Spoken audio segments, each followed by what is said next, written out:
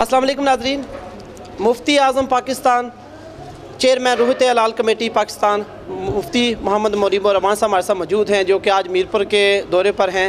آج کانفرنس میں جو یہاں میرپور میں منعقد ہو رہی ہے اس میں شرکت کریں گے۔ ابھی ہمارے ساتھ موجود ہیں، ان سے بات کرتے ہیں۔ السلام علیکم سر۔ وعلیکم السلام ورحمۃ اللہ۔ آپ کو ویلکم کرتے ہیں۔ ہم سب سے پہلے آپ میرپور تشریف لائے، تو آج کی جو ختم نبوت کانفرنس یہاں منعقد ہو رہی ہے اس میں آپ شرکت کے لیے آئے ہیں۔ آج اس حوالے سے تھوڑا سا ہمیں آج کی جو کانفرنس ہے اس حوالے سے تھوڑا سا ہمیں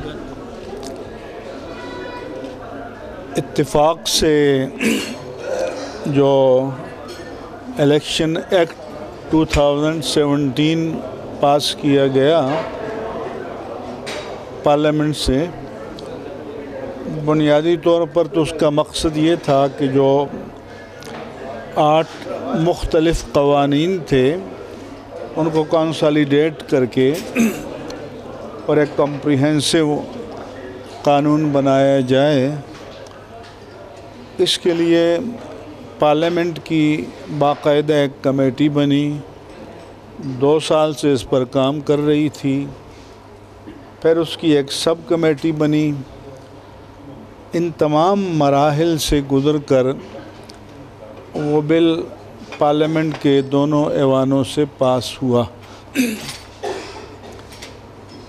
اس سارے عمل میں ایک تو یہ مسئلہ ہوا کہ پارلیمنٹ کے دونوں ایوانوں اور پروونشل اسمبلیز کی جو رکنیت کا کینڈیڈیچر فارم ہے، امیدواری کا فارم ہے، اس کے ساتھ ایک ڈکلیریشن ہوتا ہے جس میں وہ کئی چیزوں کے بارے میں اپنا جو الیکشن کانٹیسٹ کرنا چاہتا ہے ڈکلیریشن دیتا ہے۔ اسی میں اقرار ختم نبوت اور ارتداد قادیانیت کا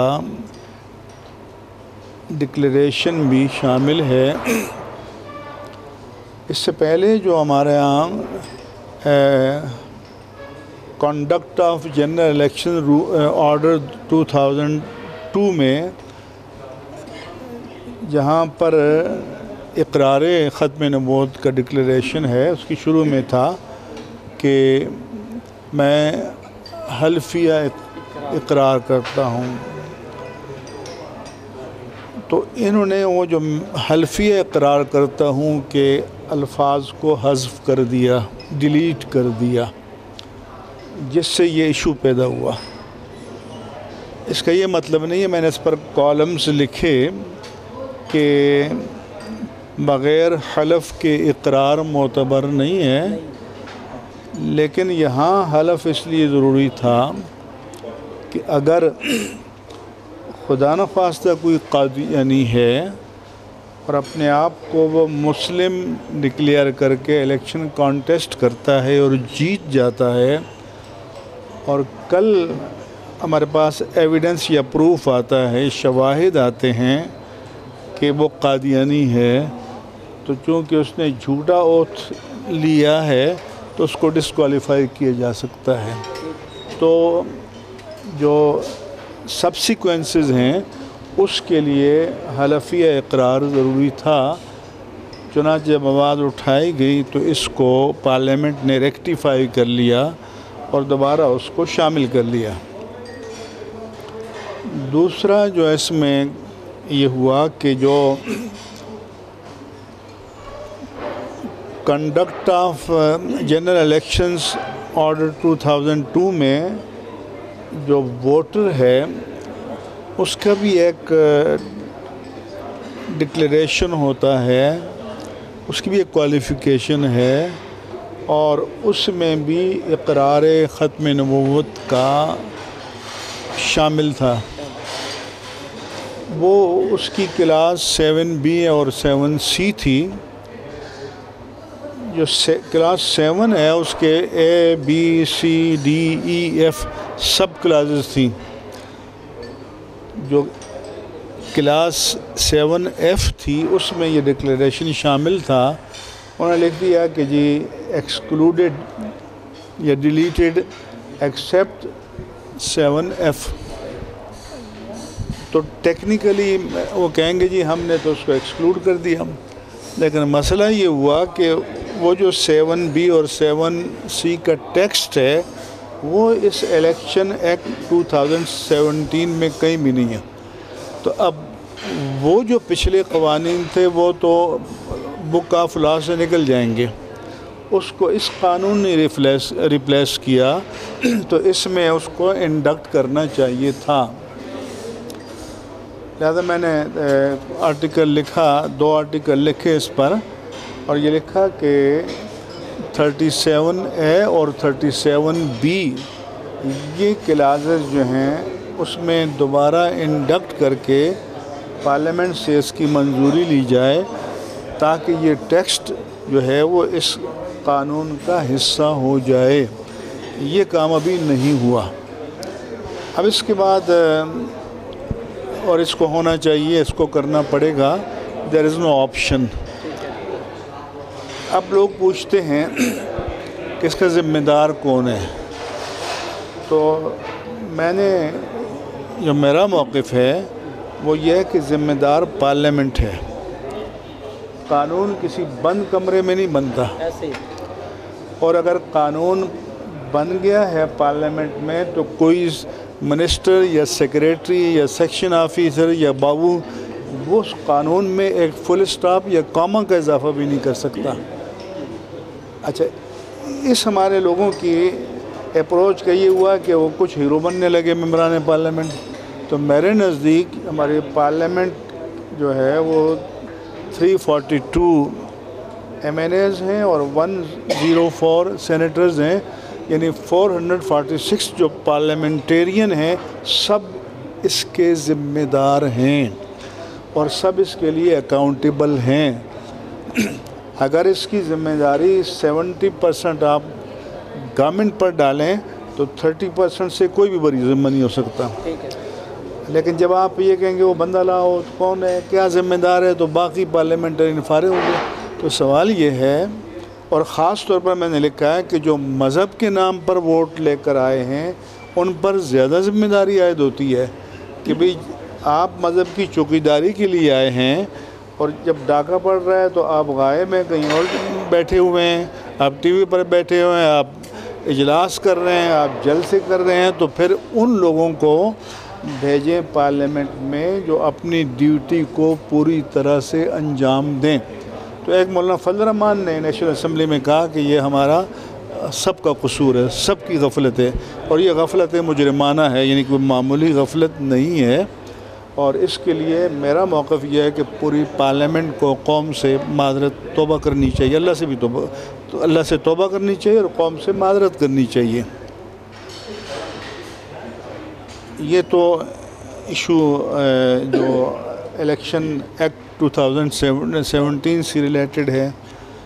اور آج جو کانفرنس ہوگی تو یہ جو عقیدہ ختم نبوت کو ہمارے کانسٹیٹیوشن میں جو پروٹیکٹ کیا گیا ہے، اس کے پیچھے جو کاوشیں شامل ہیں تو اس کے بارے میں انشاءاللہ پھر اجلاس میں گفتگو کروں گا.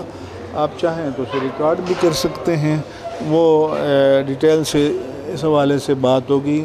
اگر موقع ہوا تو کچھ اور ایشوز پر بھی انشاءاللہ بات کروں گا. آپ کیا کہتے ہیں کہ جو اتنی سویر غلطی جن لوگوں نے کی ہے ان کے لیے کیا سزا ہونی چاہیے، جو اتنی بڑی غلطی جن نے کی ہے؟ ابھی تو اس پہ جو ہے نا انہوں نے اس کی تردید بھی کر دی ہے کہ جی یہ ایسے ہی ہو گیا، انہوں نے تو لائٹ لیا اس بات کو، لیکن کیا سزا ہونی چاہیے ایسے لوگوں کی؟ سزا تو جو لوگ کہتے ہیں قرار واقعی سزا دیجیے، میں نے لکھا ہے کہ وہی تجویز کر دیں.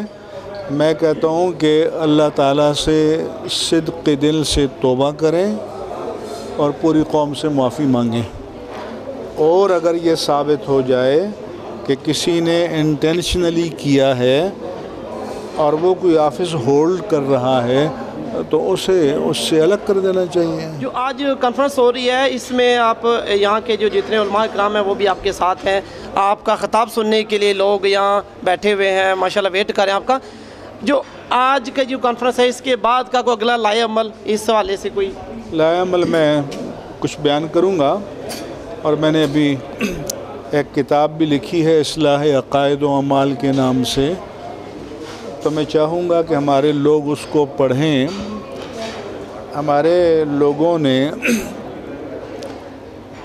مسلکی امور میں جو دین کی ترجیحات ہیں ان کو نظر انداز کر دیا ہے اور ایک انٹرٹینمنٹ بنا دیا ہے، تو اس کے نتیجے میں ہم نقصان اٹھا رہے ہیں۔ لہذا میرا نظریہ یہ ہے کہ دین کی ترجیحات کو ہمیں سمجھنا چاہیے، اور جو ہماری معمولات ہیں اہل سنت کے شعار ہیں تو ان کو ایجوکیٹو بنانا چاہیے، پبلک میں اویئرنیس پیدا کرنے کے لیے استعمال کرنا چاہیے۔ صرف نہیں ہے کہ چند لوگوں کی انٹرٹینمنٹ نعرے بازی ہو گئی اور چل دیے، تو اس کو اصلاح کے لیے اور تربیت کے لیے استعمال ہونا چاہیے۔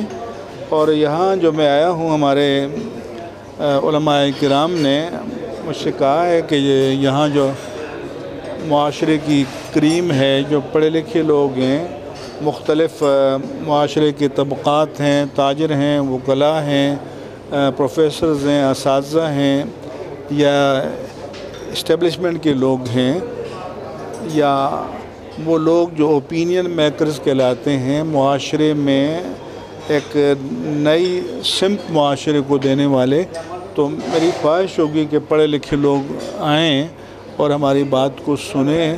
اگر ان کا کوئی کنسرن ہے تو ہم سے بات کریں گے۔ ختم نبوت کے حوالے سے ہمارے جو دیکھنے والے عوام ہیں ان کے لیے ایک خوبصورت سا پیغام آپ کی طرف سے کیا جائے؟ ختم نبوت کے حوالے سے میں یہ کہوں گا کہ سید المرسلین، امام الانبیاء، سیدنا محمد الرسول اللہ صلی اللہ علیہ وآلہ وسلم کی نبوت و رسالت پر ایمان اس بات کے ساتھ مشروط ہے کہ آپ کو خاتم النبیین، خاتم الانبیاء والرسل تسلیم کیا جائے۔ جو کہتا ہے کہ میں آپ کو نبی و رسول مانتا ہوں لیکن آپ کو خاتم النبیین نہیں مانتا، وہ دراصل آپ کی رسالت کا انکار کرتا ہے، اور اس بات کو مسلمانوں کو شعوری طور پر سمجھنے کی ضرورت ہے۔